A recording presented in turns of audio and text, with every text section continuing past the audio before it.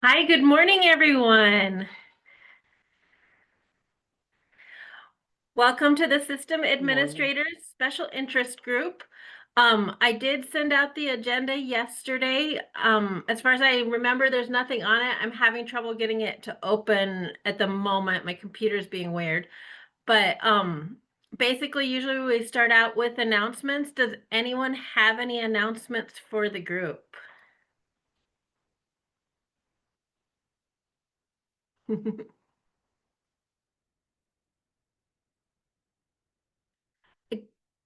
I know we changed the date of this meeting. I don't think we'll need to change next month's meeting. It should be fine on the first Tuesday of the month again. Here we go. Our library is going through some big changes right now, and so I haven't really had any time to be thinking about this. So I'm just gonna say, let's just go with what anybody has any questions, any bugs, any issues, anything you want to bring up to the group, have at it, and we'll get started.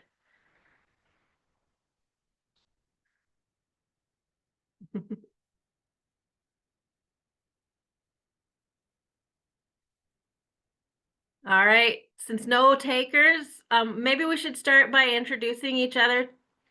We haven't done that in a while. I know we do that in some of the other groups.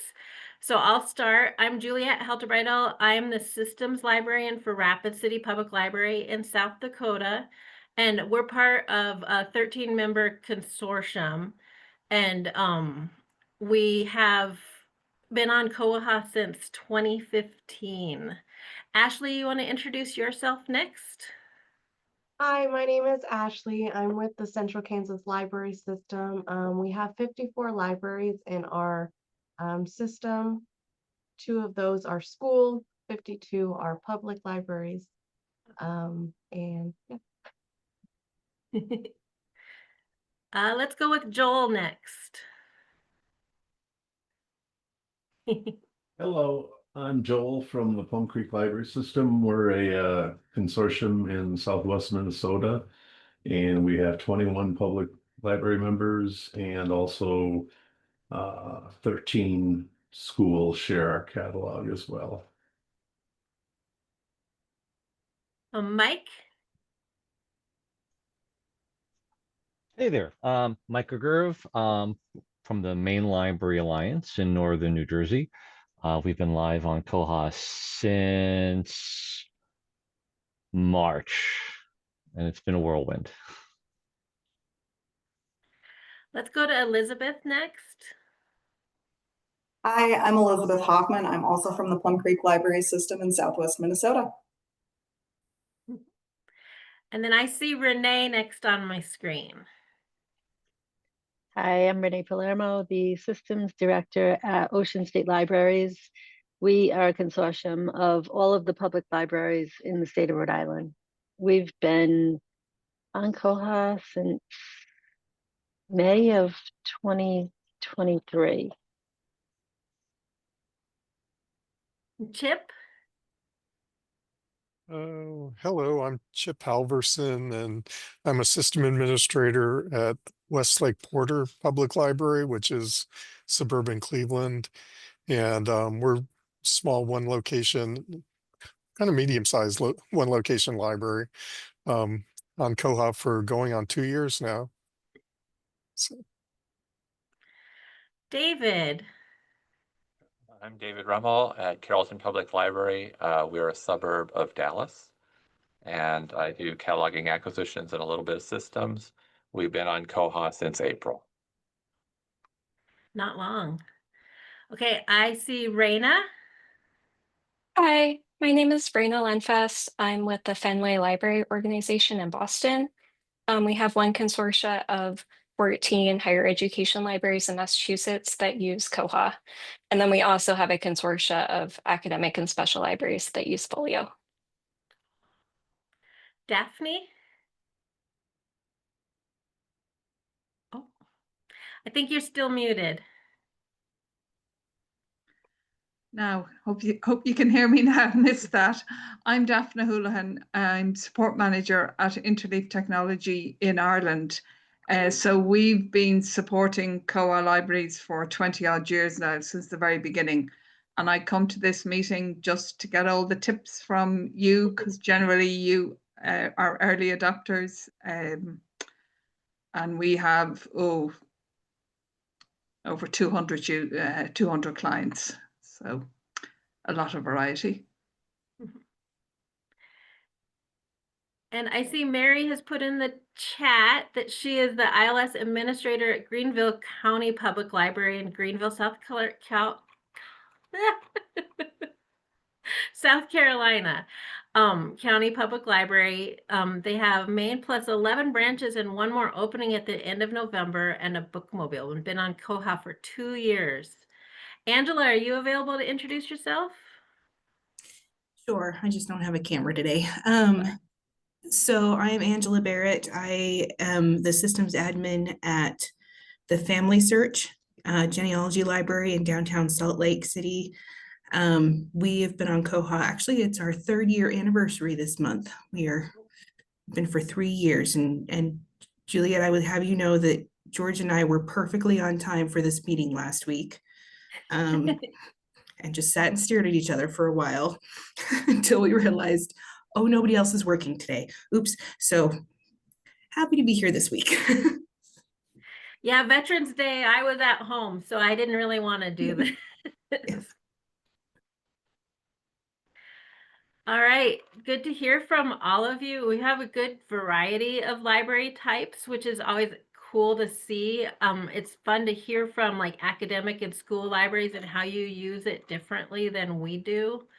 Our libraries, we have, so our 13 libraries, we're the biggest library, but all the rest of our libraries are very small rural libraries. And so we've been kind of struggling with some settings of the transport cost matrix.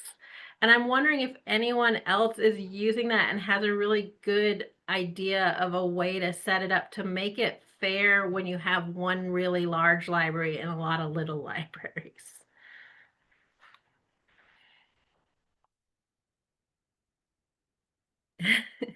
So we use the transport cost matrix between our libraries. We have what I would consider 3 really big libraries and a lot of little libraries. And then the schools on ours, which are a whole different thing to deal with. So I figured that getting holds from the school was the most challenging because they have additional holidays, they're closed during Christmas. So I calculated them as having the highest transport cost. I guess that's about it as far as getting it to work with those tiny libraries. Also, it was when Christopher Brannon had some extra free time and he sat there with me for a while working on it on a snow day.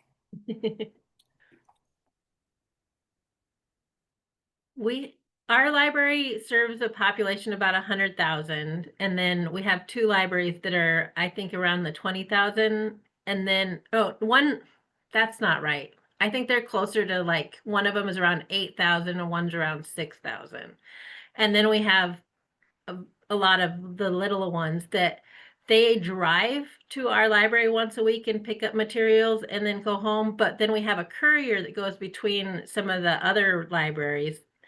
And so we can't decide if it's cheaper for the people who are actually just coming here because we're not having to wait on the courier, or if it's cheaper for the courier route.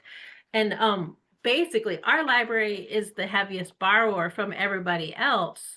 So it feels fair to be the heaviest lender, but then we also want everybody to be lending. So it's, I don't know. I don't really know what's fair. I did ours based on our courier route. And so what I wanted was the materials to spend the least amount of time on the truck as possible. So when it stops at Rock, the next stop is going to be Edgerton. So we wanted the materials from Rock to go to Edgerton first. But with yours, it sounds a little more like weighing staff time too.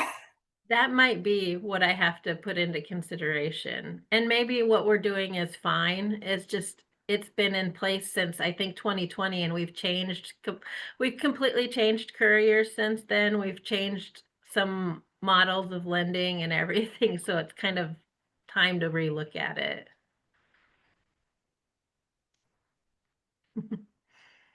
Well, thank you for your feedback, Elizabeth. Anyone else have something interesting, a question for the group, a bug you'd like to share?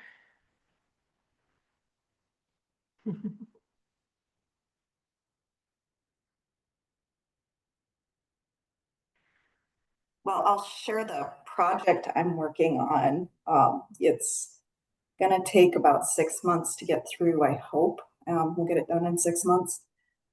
When we set up Koha over a decade ago, we did our default privacy setting for reading history as forever. So everyone who migrated on and all of the registrations since that time have been a forever reading history. And our libraries, we've discussed this, we don't feel comfortable leaving it as a forever as a default. If you want forever, great. But instead, we would like to make it an opt-in to save your reading history versus an opt-out of your reading history. So right now, today, I'm working on trying to figure out how that report is going to look to pull all of the default privacy settings for patrons. And then I guess I'm going to see if the patron batch mod will work to switch them around. I'm doing it in the test server. I'm not messing with anybody's reading history live, but that's my project. If anybody has any well wishes for us or advice, I'd appreciate it.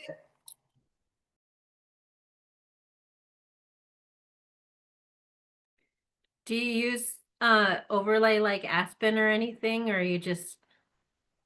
Yeah, we're on Aspen. Because I know I don't set up Aspen. Somebody else in our system does that. And I was really confused because I kept messing with my reading history on the Koha side. And then I still wasn't seeing it in Aspen. And apparently there's like 2 system settings in Aspen that you also have to make sure are turned on correctly, so that if they flip it on in Aspen, it flips it back on in Koha. And I think that's what it was. I was seeing my reading history in Aspen, but then I wasn't seeing it when I logged in and looked at my Koha account because those weren't connected. And you have to decide whether you want those connected or not. Maybe you don't want staff to see it at all. We have a lot of deposit collections that go out that staff want to keep the reading history on those.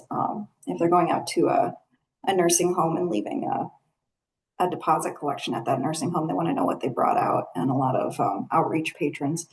So our staff have enjoyed having full access to everyone's reading history. That's the other part of it, is we're going to do a lot of education on when do you actually need to know somebody's reading history.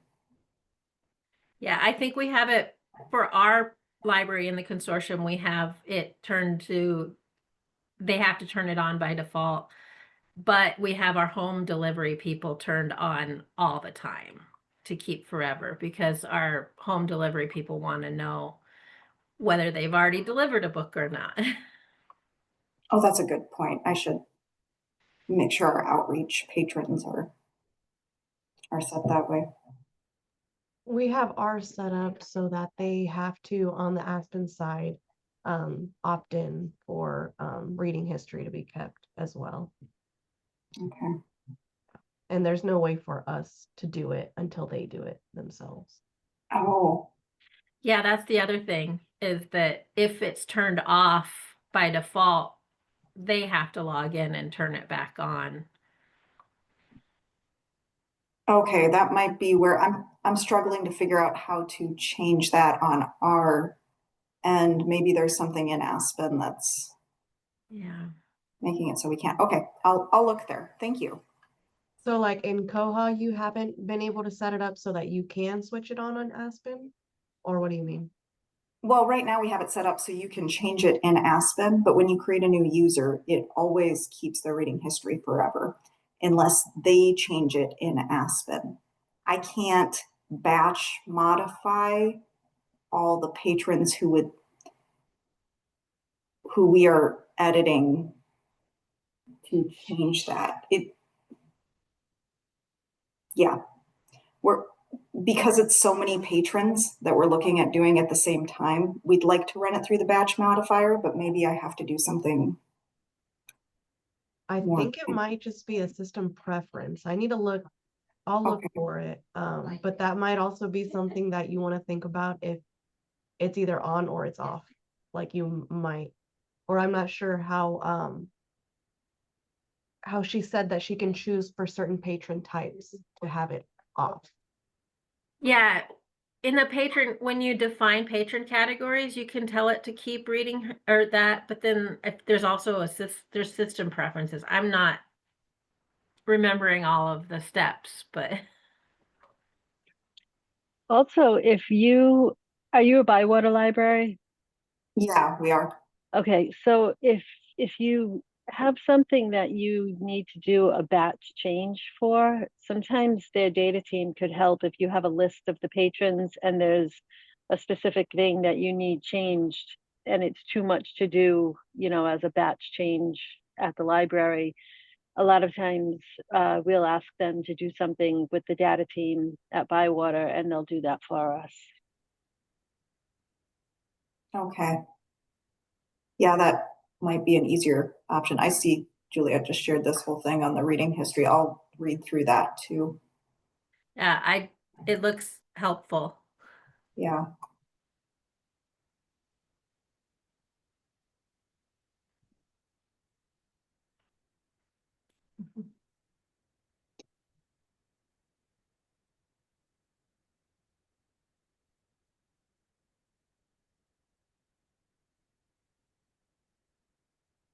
Thank you all.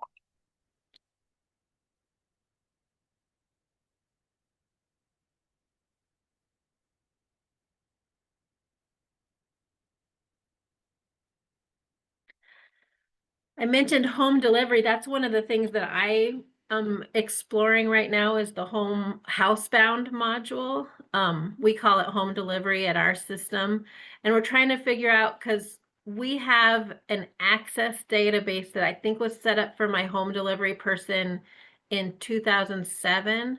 And every time she delivers a book to a patron that she doesn't already have in that system, she adds it. So she's actually duplicating all of her records in an access database of book titles and authors. And so I'm trying to get her to move into Koha, but there's not a lot of functionality in the housebound module yet. There you can keep track of who your choosers and deliverers are. You can set up deliveries for patrons, and there's like a little section where you can add, their favorite books and their favorite authors and some notes.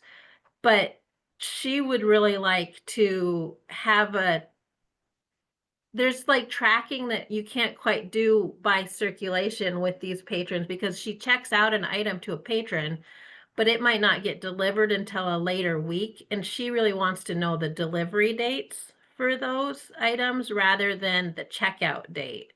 And sometimes something will be checked out to a patron and then never actually end up in their hands. And so she doesn't want those reports from Koha that say, these are the items checked out. She wants to know, these are the items that were delivered to them. And I'm trying to wrap my brain around how we might just have to change how she's checking things out to patrons. But I don't know if anybody knows of any extra work that's going into the housebound module at this time, or if you've used it, how you use it. I'd be interested in seeing.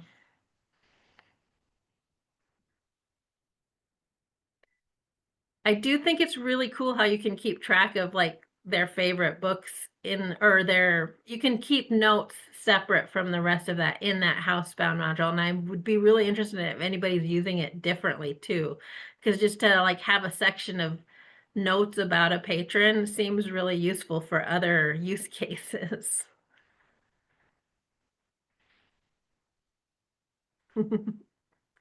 That's what I've been thinking and mulling over besides our other big changes that our library is going through.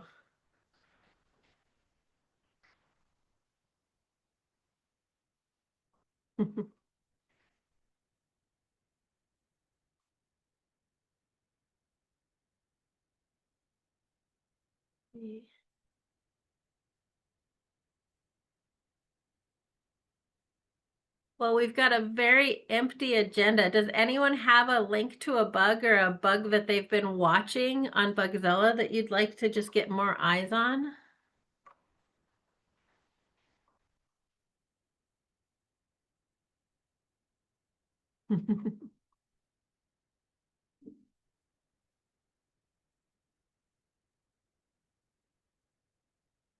Or a report that you'd like to share or ask for help with?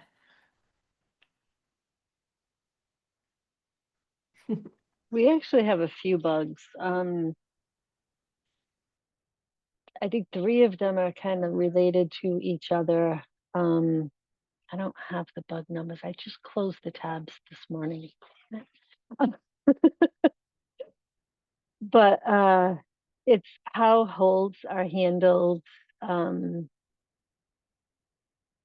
with non-holdable items being checked in versus holdable items, and what triggers a hold and what fills a hold. But as soon as I find that ticket, I will put those bug numbers in the chat. It's mainly for consortia activity that it affects. And another one that we have had open for a very long time, this is not a bug, but it's a ticket that we have, is SIP connections disconnecting, like our self-checks. Is anyone else experiencing that? I think it's a more of a widespread issue, and it's been going on for months with us. And then we just we drop the ball, and we don't follow up like we should. But it's been an ongoing issue that we've been having, that we finally, things settled a little bit with other areas, and we want to get figure this one out now. Does it happen after upgrades, or is it just randomly throughout? It's randomly throughout. We have a couple libraries with third-party self-checks that have complained of a similar issue. It's like randomly throughout the day, they'll lose that connection to the server. It'll say something like that. We've been monitoring our SIP connection here at Maine. Like, we have something set up on our own, and it doesn't seem to drop out very frequently, at least not anymore. We do have a ticket open with Bywater about it. It might be more along the lines of like very brief, intermittent, like outages where the self-check loses connection and it takes a while to reconnect. Might have something to do with some sort of socket connection to something, but I know we talked to Brian at Bywater about it, and he was thinking he has some rough ideas about it, but I don't know if that ever got resolved per se for us. Okay. Do you know what vendors you're using for the self-checks? I could probably find that. I'll need to look at the tickets, because each individual library, they'll use different vendors or. Okay, because we have libraries using Biblioteca, and we have libraries using one other off-brand that I can't remember the name of right this minute. Adam might be able to tell me. Greenville. Oh yeah, we also do Envisionware, but then also it's like Centec, I think, for Greenville. Centec, that's what it is, yes, and Envisionware. And the Envisionware ones seem to handle that timeout better than the Biblioteca or the Centec.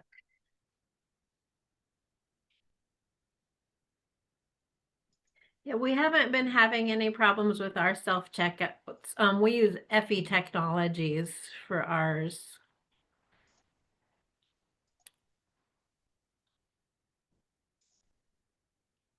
Actually, back when we were having all the issues with the bots and everything, our self-checks tended to work way better than the rest of our system. we could still get people checked out often with them.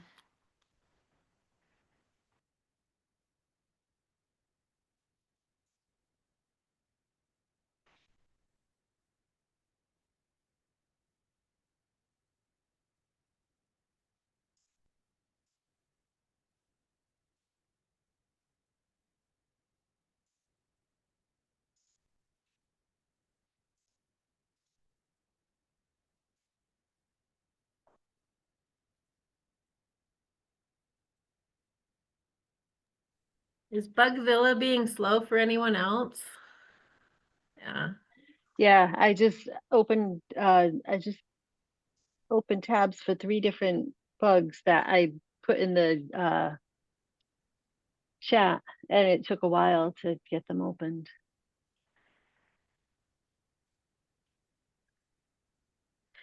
Mary shared a couple of bugs. One of them is hold rules not respected for item groups if other items on the bib are holdable. And then the other one, of course, is being slow to open.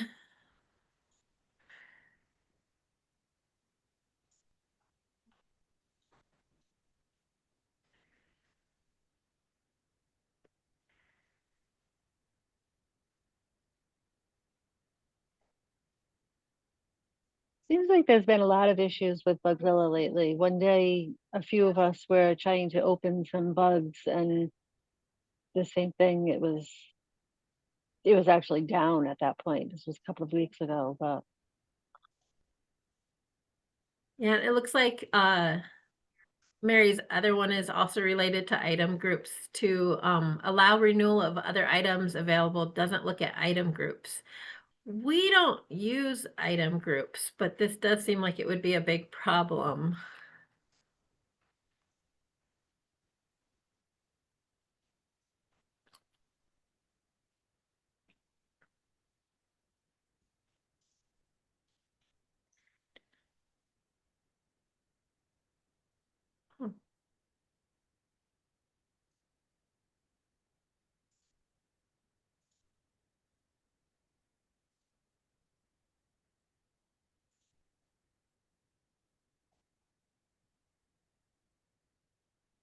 Okay.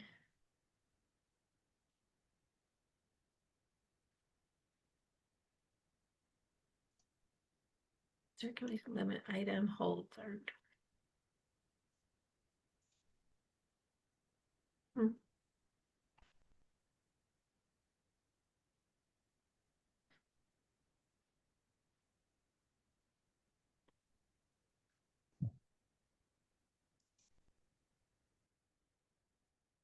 Oh.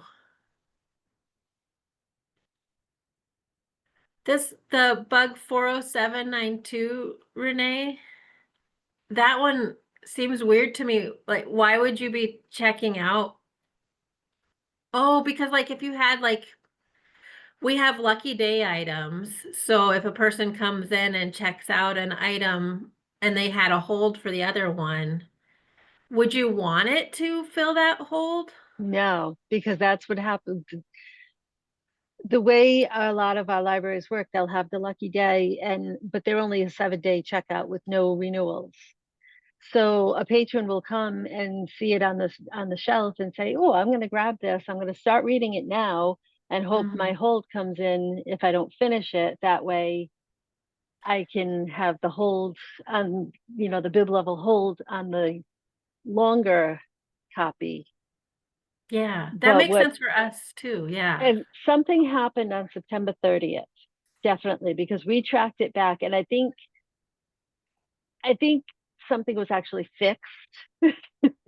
And for another library system maybe, and by it being fixed for them, it broke for us.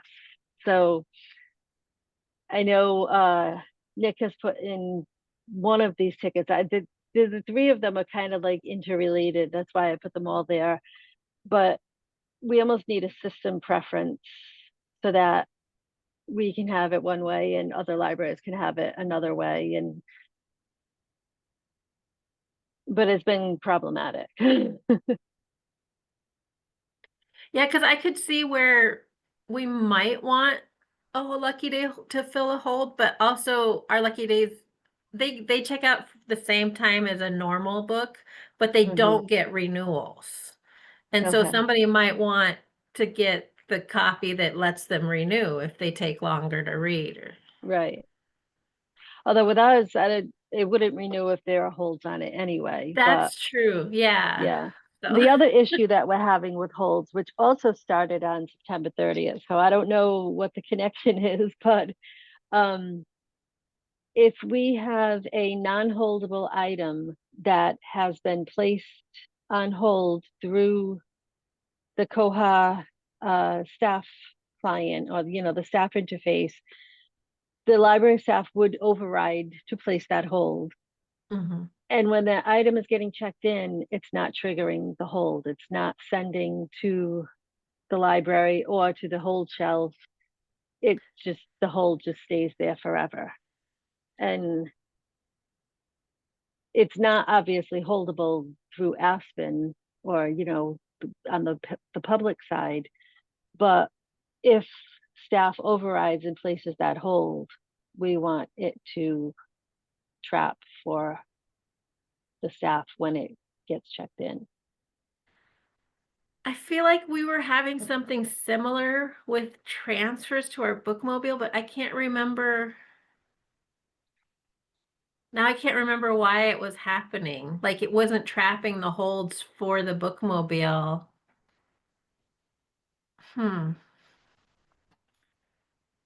But yeah, if you're overriding, and they're not putting it on a non-priority hold or anything, are they? They're just putting an item level hold on it just for that one particular, because a lot of times what they'll do is if there's a note saying the binding is broken or, something like that, they'll put a Yeah. hold on it so that when it gets checked in, it'll get returned to the library, to the owning library. I'll have to ask my children's selector if she's seeing this issue because she's my primary person that does that with books. Because I haven't heard from her, and usually she lets me know when she has issues.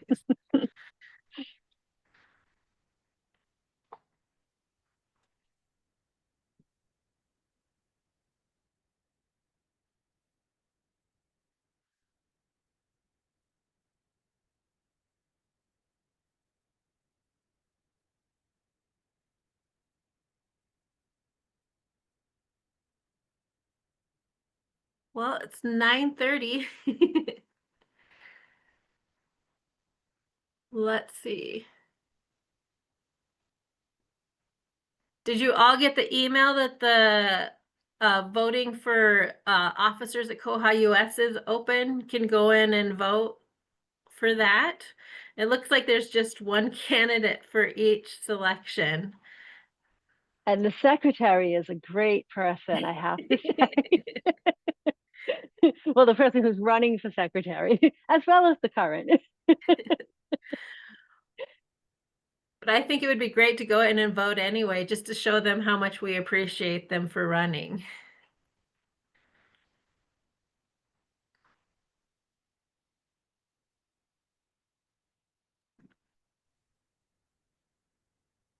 Yeah, I'm happy with the slate of officers. And you do have the option to abstain, but please don't abstain. Abstain. Anyway, not to sway any votes.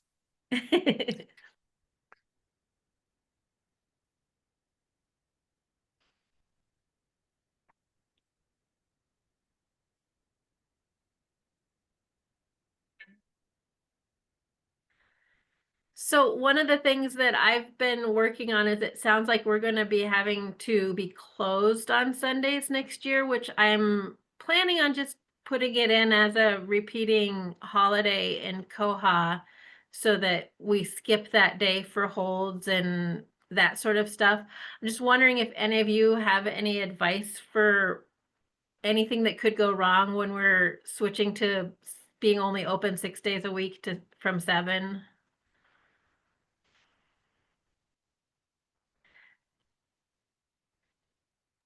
I'm so nervous that there's something that's going to go wrong that I don't I don't think of. I mean, what I would say is make sure you put it in far enough in advance so that things are not checked out as due on that day or on the hold shelf and the hold canceling on that day if they don't come and pick it up. So I would add it a few weeks before whatever your hold your checkout cycle is. Good point. Thank you.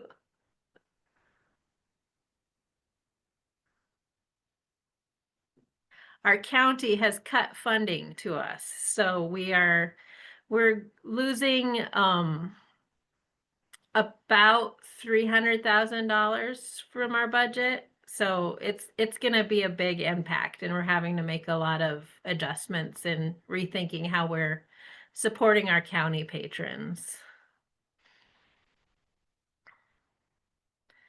Our other big thing that I'm going to be having to do is updating all of those patrons to a fee-based category, which I think we talked a little bit about that last time. I just have to make sure I don't do it in such a way that they're all charged the fee, because we don't want them to be charged it until they actually get moved over.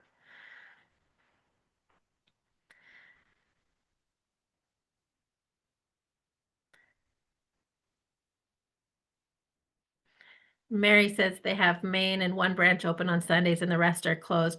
I think we have a couple other branches in our consortium that are closed multiple days, and they've just used the calendar. It works pretty well for them.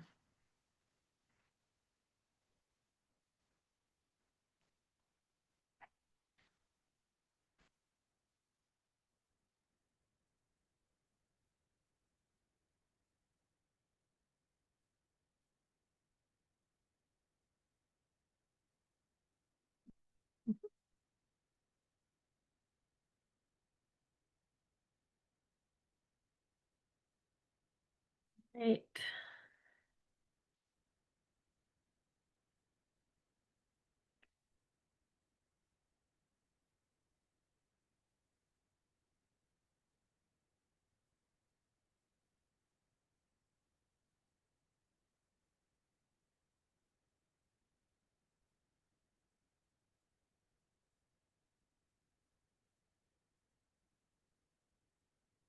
Well, unless anyone has anything exciting they want to talk about, any more questions, I vote for ending early.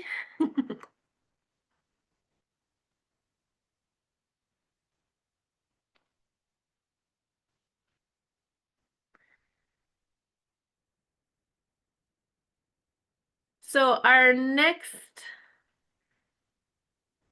SIG meeting will be on December 9th, and that's the day after I find out whether all of our changes happen to our system. So I might have some more questions at that time. It's been fun talking to all of you. This one last call for anything anybody wants to bring forward, and then we'll go ahead and say we're done for today. Juliet, is there a list, a distribution list for this group? Because I did not get a agenda yesterday. Yeah, I sent it to the SIS administrators group. I can also send it to wider groups if people want us to, but there should have been one. If you go to the koha-US website, there should be one on our, let's see here. Ah.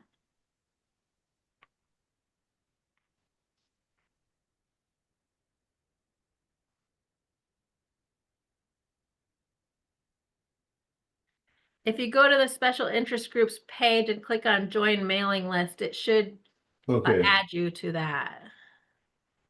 Okay, sounds good. I guess I had one more question. Is anybody using the patron permissions plugin to manage their staff users?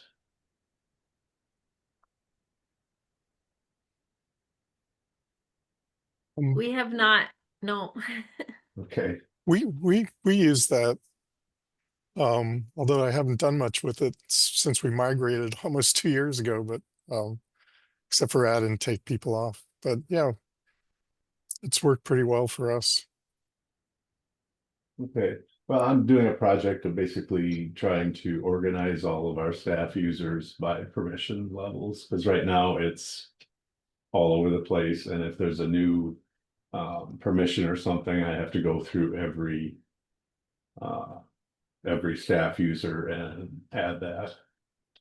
So yeah, we're just looking to make that an easier task.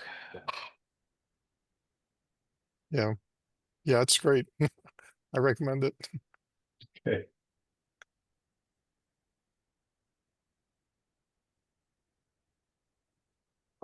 And so Joel, I posted in the chat, if you have trouble signing up for the Google group, send an email to info@koha-US.org and we'll get you in.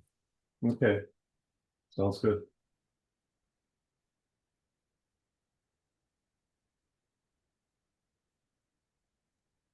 And Mary says that they use the batch patron permissions modifier and it works great for groups of staff. Okay.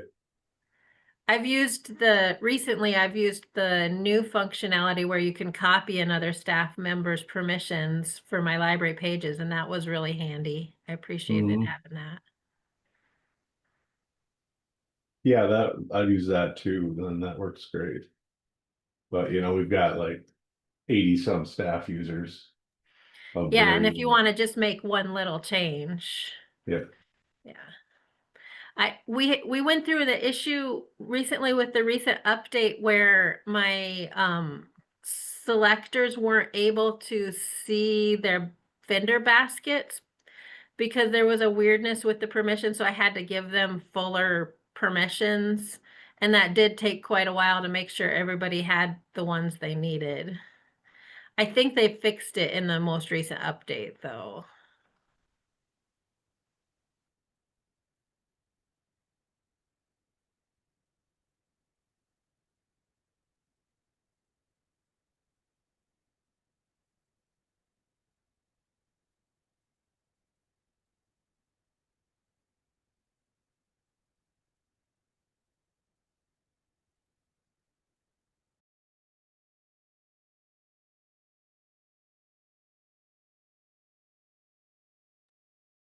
All right, final call. Otherwise, I'm going to say let's not sit here and stare at each other for the next 15 minutes. Well, it was really great talking to all you. Good luck with the rest of November. Happy Thanksgiving. See you next month. Bye-bye. Thanks, Juliet. Thanks.